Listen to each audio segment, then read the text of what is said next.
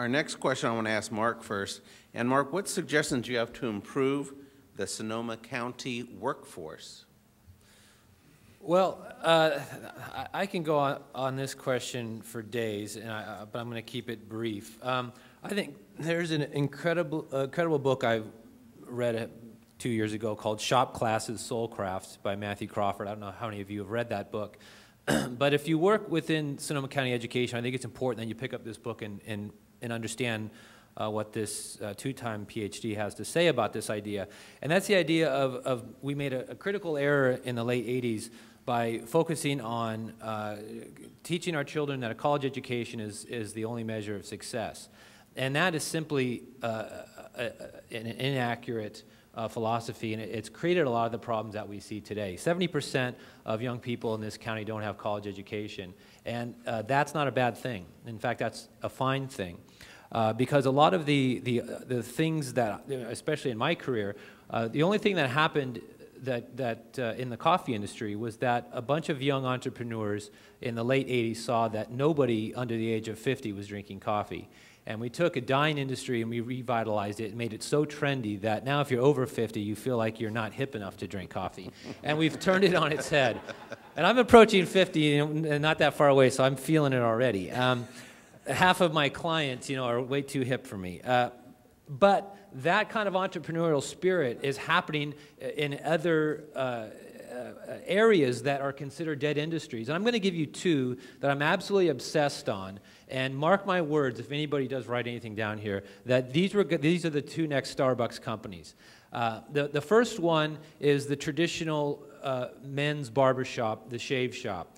This is a very old trade that was considered dead as a doornail. In fact, the Department of Labor statistics give the average income of a barber at $20,000 a year, yet there's numerous artisan, high-end shave shops popping up all over the world. I was just in the Netherlands not even 48 hours ago, and this is the front, and none of you are going to be able to see this, but this is featuring high-scale shave shops throughout the Netherlands. And this is a personal obsession of mine. I kind of wish I'd lose my sense of taste so I couldn't taste coffee anymore and lose my job, because I would embrace this industry quite well right now because it's very hot. And wherever I travel the world, I seek these places out, and I'm seeing very young people that are mastering a craft and are mastering a trade. And that involves trade schools, and it does not involve college. And in fact, the income of these master barbers are much higher than the average income of a software engineer. And I would say the other trend that you're going to see this in is handmade clothing and handmade shoes. I do a lot of presentations on sustainability and green business, and I've done it with Trayton Heckman. I don't know if any of you know Trayton Heckman from Ripples Magazine, but he'll give his speech where he feels the cosmos and talks about his fair trade sneakers, and I love him for doing that. But then I get up afterwards and I say, I love Trayton. Everything he's saying is spot on, except for his comment on the most sustainable shoes on the planet. And I, in fact, which I am today, I'm not going to put my shoe up on the table here, I'm wearing the most sustainable shoe on the planet, and it's a $1,400 pair of split cordovan leather shoes that are made by the Horween Leather Company in Chicago, Illinois. And the best part about this shoe is that it's the only pair of black shoes I'll ever have to own in my life of that style, and because it can be rebuilt over and over and over again. It could be rebuilt forever. And how many pairs of Converse shoes is Trayton Heckman going to go through? I go through probably one every 6 months. So there is this idea of master cobblers and hand making, and the idea of reusability is the new recycling, which is extremely exciting. But again, we need to focus on developing a vibrant network of trade schools in this county. We have an ability to excel in this area. Well, actually, you moved us to our next question. That was good. And yeah, I was going to ask you to answer it as part of the next one. Because as we look at our workforce, we also want to look about what are new emerging and innovative industries. You just cited two that you were talking about. So Al, as you answer the question about the workforce, think also about the innovative industries that you're seeing out there that you think we should be attracting.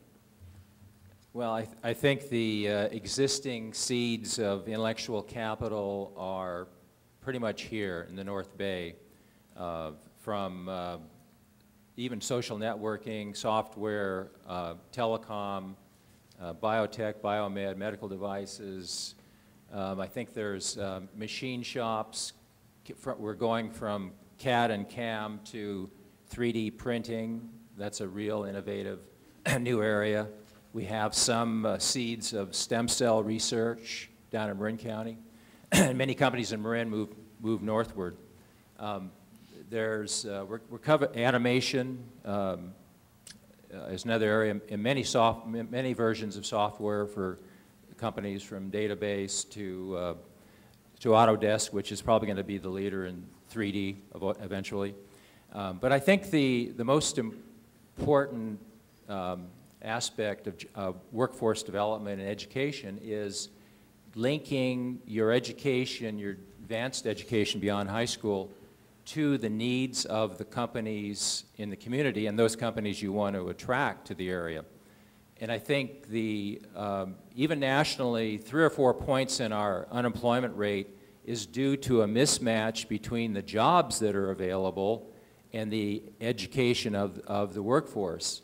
And again, Sonoma County there's probably a big reflection in that as well. I mean, I've talked to companies last night, innovative companies that are here today, that the biggest issue is finding tech talent, engineers and so forth in Sonoma County. They have to go outside the area and they'd like to be able to go locally. So part of the evaluation is change your training, which the junior college does a great job at. The Workforce Investment Board, as part of for 22 years, has been cognizant of the issue of matching training to the needs of the community. But I think there needs to be even more action. And again, I already purported my thinking that Sonoma State needs to change their attitude about what they visualize themselves as a college. We need a tech education, really strong tech network, not just engineers, but technicians and other areas as well. But again, linking the needs of the companies in the area and the companies you want to attract to education in the area, I think, is a vital, important aspect. All right, thank you. And our last question for the panel that we're going to be able to ask today, I'm going to ask of all three of you, and that is, how do we foster a healthy, sustainable economy in Sonoma County? Tom? Well, it's back to my earlier answer of making sure that we communicate that this is an environment that would attract new businesses and people to grow here.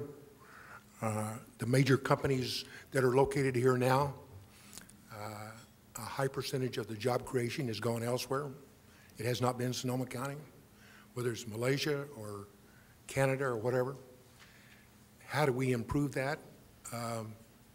Apple Computer has 50,000 jobs in the country.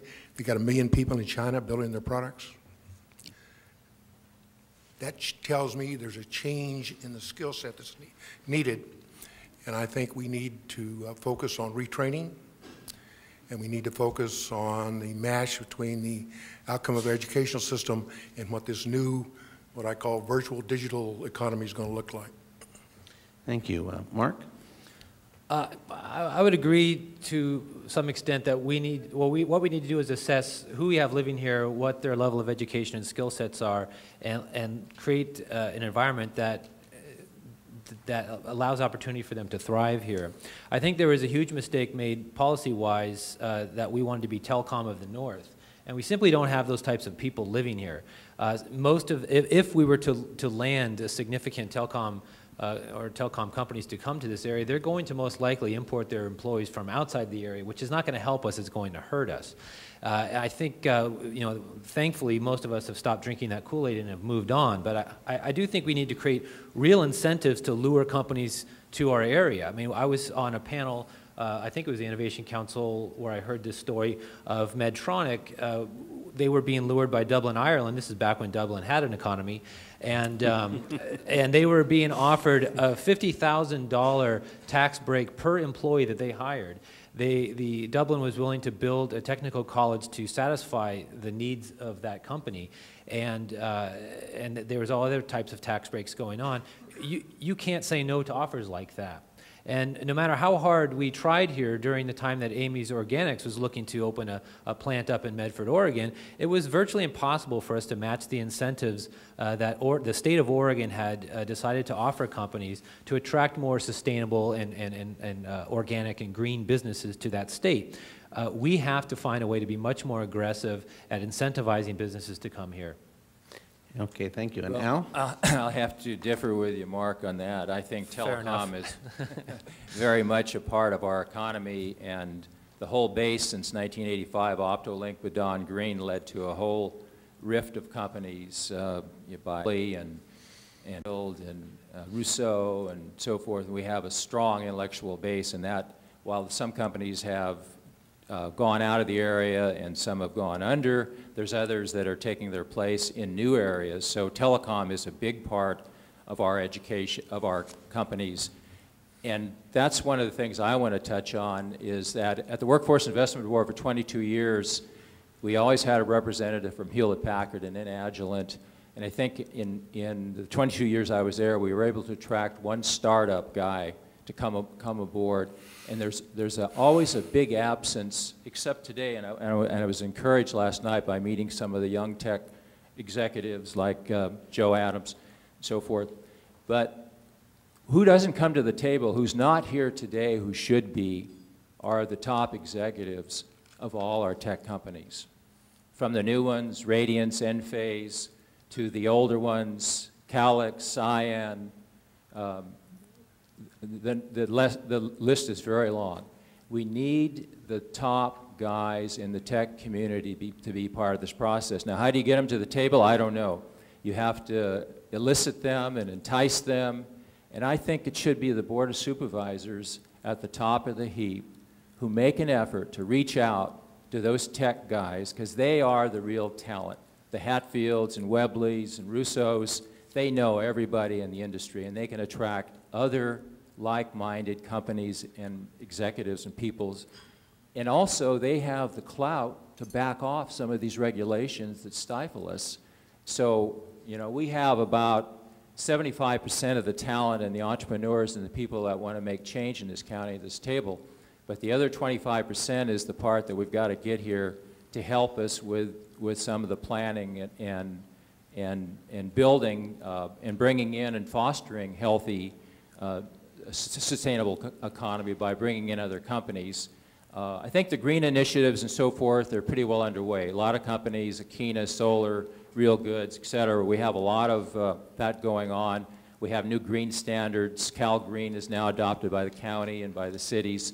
So I think a lot of the sustainability aspects are there. I think it's all about bringing in more companies of all the seeds, the capital seeds and intellectual seeds that are already in the county, to attract and utilize that, their ability to bring in other like-minded companies. And that's part of the networking too, because their networking amongst themselves would bring a lot of ideas to the table. And my suggestion is the county invite those guys to a one-day or two-day seminar in Healdsburg, and invite 50 of them, and take over all the hotel rooms in Healdsburg for a weekend at our county's cost, and get their best ideas, get them involved, get them involved like the younger entrepreneurs in tech that are here today. Okay, and Tom, you had one more comment? Yeah, I see a major trend toward virtual companies. We've got software engineers in Toronto, Chicago, Minneapolis, Southern California that log into the Secure Engineering Network. It's just like they're in the cubicle next to us. So to say that we don't have the immediate workforce here is the discouragement for companies to come. I disagree. I think that companies can come here. They can run their companies. They can do those functions that we can support here, but they can certainly virtually reach out and get the other resources. All right, thank you. And thank you to the panel for your time. We're going to move to the next section.